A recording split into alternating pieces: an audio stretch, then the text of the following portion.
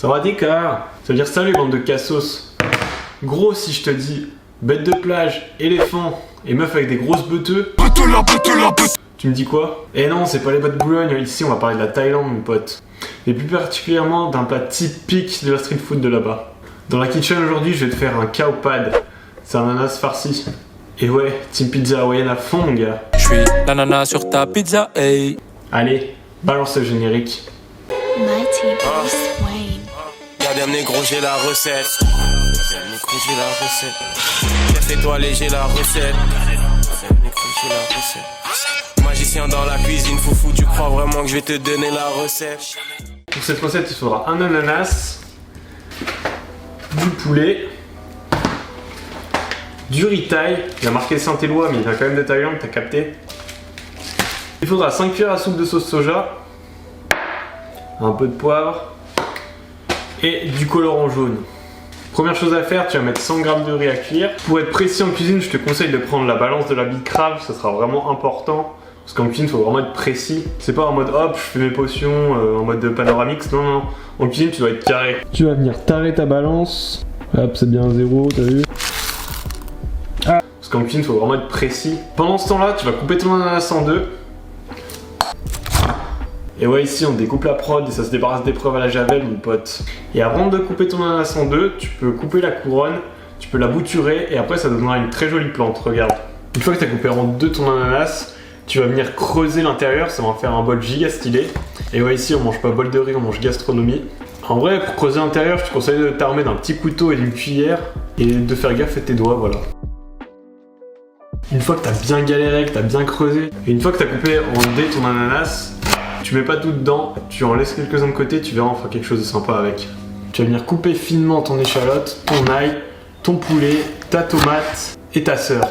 Putain, ça coupe, ça découpe. Vas-y gros, je vais lâcher un freestyle. Équipe pétasse. Vas-y dans le Sprite. J'arrive dans le benzo comme Heath Ledger. Une fois là les cryptos, les euros sont de Ledger. Je suis comme Heath Ledger, t'es comme Jared Leto. Je carry la concurrence si t'es gros. Je fais ma fonce dalle comme un Wendigo. Je suis là pour décapiter tous les pédos. Pas de CBD dans mon OCB. Si tu tires sur mon slip gros, comme le Covid, tu vas te mousser. J'ai le thérapie. Je suis là pour décapiter Paul et dans le DJ 36, je flex dans ma 106, placé dans l'abdomen, pas dans Kurt Cobain. Referme ta gueule, Fresque Orléans, on n'est pas dans le bouscapé ici, on est dans la cuisine. Dans la zine cuit, tu bouffes ce que je te prépare. Bon, bref, reprenons. Une fois que ton riz est cuit, tu vas l'égoutter, tu vas le laisser refroidir dans la casserole. Tu mets quelques gouttes de colorant et hop, ça fera l'affaire. Après, tu vas prendre un gros wok où tu vas mettre ton échalote, ton ail. Et là, tu peux remuer un peu et t'attends que ça pue bien. Et une fois que ça pue, tu mettras ta tomate, ton poulet et ton ananas. Après, une fois que tout est bien cuit, tu peux rajouter ton riz à ta mixture.